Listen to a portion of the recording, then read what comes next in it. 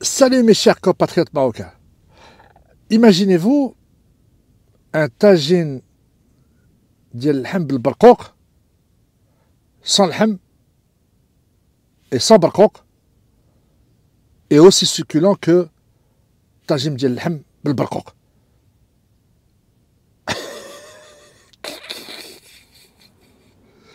Vous me suivez pas, non? Ben moi non plus, j'arrive pas à suivre. Pourquoi? Tout simplement parce que dans le pays de là-bas, ils ont créé, à partir d'une inspiration italienne, un snack qui est comme celui des Italiens, mais qui n'est pas comme celui des Italiens, qui est aussi bon que les Italiens. J'arrête là. J'arrête là parce que je sais que vous êtes perdus. Et entre nous, moi aussi je commence à me perdre. Alors regardez-moi cette vidéo de quelques secondes. Ces pizzas là, il n'y a pas de fromage, il n'y a rien dessus. Elles coûtent que 30 dinars, ça fait 15 centimes la part. Mais c'est tellement bon.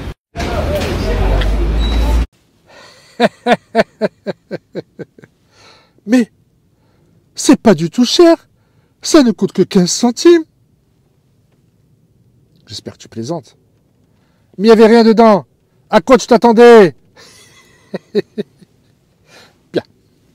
Redevenons sérieux et oublions cette histoire de pizza l'imafé hawalo et qui coûte quand même 15 centimes. À l'époque, il y a longtemps de cela, enfin presque longtemps de cela, c'est-à-dire avant 1962, dans le pays qu'on appelle maintenant le pays de là-bas, il y avait d'autres gens qui habitaient dans le pays de là-bas, qui sont occupés par les gens du pays de là-bas qui habitent maintenant, qu'on appelle les gens de là-bas. C'est-à-dire les enfants de Hamidboun. Alors, avant ces gens de Hamidboun, il y avait les enfants du général de Gaulle, qu'on appelait la France. Et dans ce pays de la France, il y avait par exemple un écrivain qui s'appelait Albert Camus. C'est lui qui a écrit La Peste. La Peste. Je me demande s'il ne faisait pas allusion... je ne vais pas élaborer. Vous avez compris de quoi je parle. La peste. Bien. Revenons au sujet de Albert Camus. Alors, il est né dans le pays de la France, qu'on appelle maintenant le pays de là-bas. Alors, pour les gens qui habitent dans le pays de là-bas maintenant, considèrent Albert Camus comme un des leurs. Dès qu'il y a une tête pensante ou celui qui invente quelque chose, ah, il n'est plus l'enfant de Gaulle, mais l'enfant de Hamidboun. Eh oui, au moins ils ont bien récolté. Vous savez très bien, on m'a été test, mais de l'ouel. Par contre, dès qu'il y a un génie qui était né à l'époque de Gaulle, c'est un des leurs. Ah, ce n'est plus un colonialiste, ce n'est plus un... Bref, vous savez, tous les noms d'oiseaux que le pays de là-bas aime dire. Ça devient un des leurs. Alors, vous allez voir dans cette petite vidéo comment justement ils aiment s'approprier tout ce qui a été inventé à l'époque de Gaulle. Regardez-moi ça. La France a-t-elle vendu la marque Orangina aux Japonais qu'il s'agit d'une propriété algérienne? Merci.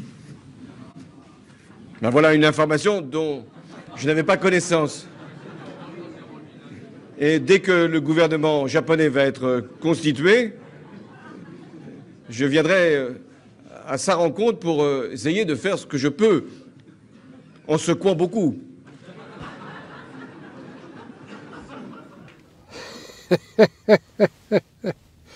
Propriété de là-bas. Je ne sais pas si vous vous en rendez compte, mais Zama, quelle audace, mais vraiment quelle audace, de dire que c'est une propriété de là-bas et de le dire à un président français dans le pays de là-bas. Zama,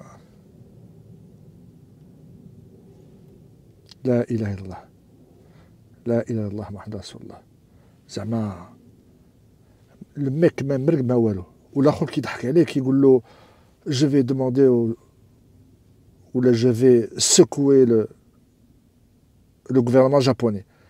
Je suis certain que le gars qui lui a posé la question ما فهمش بان هذاك الرئيس الفرنساوي كيضحك عليه ملي كيقول له سكوي زعما لا سكوي موا ديال اورانجينا ديال الاشهار. Propriété de là-bas. Le mec il se l'est approprié. Il aurait voulu زعما dire puisque vous l'avez vendu c'est تعطونا الدراهم ديالها ما كاش ولا كاع ما كانش عندكم الحق كاع تبيعوا هذيك راه ديالنا. C'est culotté quand même. Hein. Et le mec, il y croit. Hein. Le mec, il y croit. Je vais vous montrer les inventions, justement, dès le pays de là-bas. Ouais, puisqu'ils arrivent à inventer Orangina et ils demandent des comptes à un président dès le pays de là-bas. Enfin, pays de là-bas. Pays de France, de Gaulle. Enfin bref. Je vais vous montrer les inventions d'il y a le pays de là-bas. Je vais vous montrer. J'en dirai pas plus. Et là, vous allez être secoué.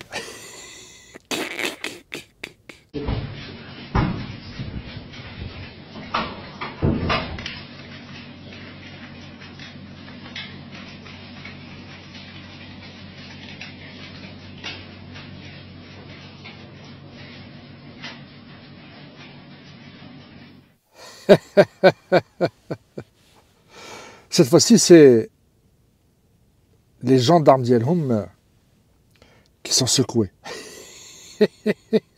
À force de compter l'argent, ça, c'est une invention du pays de là-bas. Comment compter draham dans le pays de là-bas.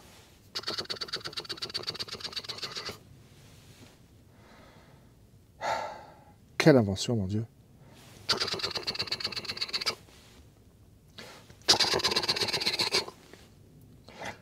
Afto, il y a un pays de là-bas, un an, la Moradia du Rire, alias Kazora.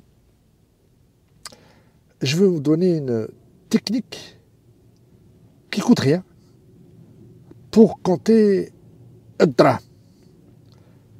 D'abord, buvez Orangina. Secouez-la bien, buvez Orangina, ça vous éclaircira les idées. Vous prenez les billets de banque. Par exemple, s'il y a des billets de... Je ne sais pas les billets qu'ils ont. Allez, des billets de 100 dinars. Toi dans une balance. Ensuite, vous aurez le poids de la. Ensuite, vous prenez une liasse de billets de 100 dinars et vous la posez sur la balance. Vous aurez un total de tant de dinars. Ensuite, vous ne pouvez pas faire ça. Tu m'as dit que la division, soustraction, multiplication. Donc, rejoignez l'assaut.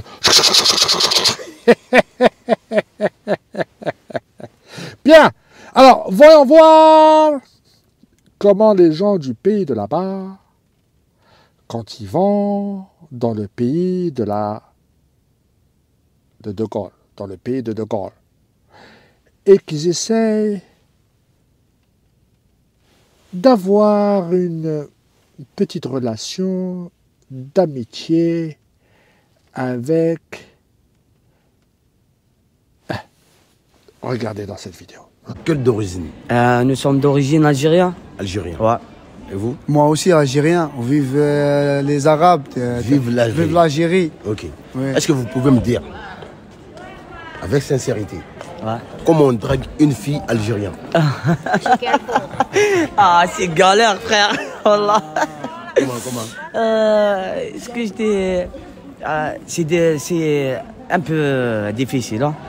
C'est difficile. Ah, c'est un peu difficile. Pour nous, hein. Ah ouais? En France, pour nous, ouais. Mais pour toi, c'est facilement. Ah bon? Facilement, juste te dire, viens, je peux prendre ton snap, je sais pas moi, t'as vu? Ah ouais, T'as si capté pas? Mais frère. pour moi, je peux pas. Pardon, frère.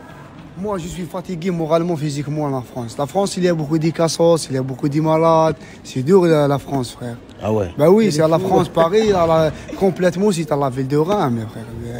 Ah ouais? Ouais.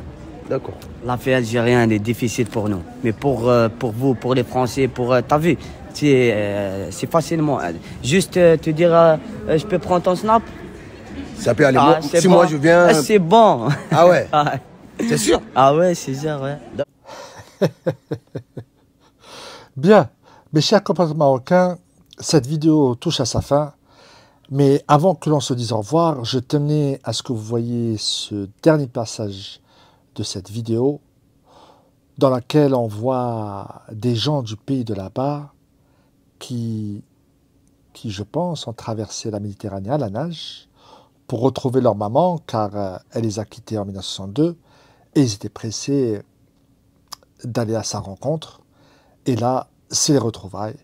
Et je voudrais que vous voyez de vos propres yeux et que vous entendez de vos propres oreilles qu'est-ce que les gens du pays de là-bas pensent de leur maman après tant d'années d'absence. Pas que tous les Français, mais il y a du côté raciste. Tu penses que la France est raciste, toi? Est-ce que les Français racistes? La génération, la dernière génération, raciste un peu. Il y en a des problèmes avec l'Algérie, mais maintenant, je pense bien. Français est bien. Vous venez d'où?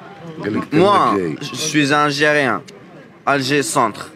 Comme moi Bellecour, toi Bablouane. Non, mais je suis comme toi, Babzouar. Est-ce que vous pensez que les étrangers viennent remplacer les Français?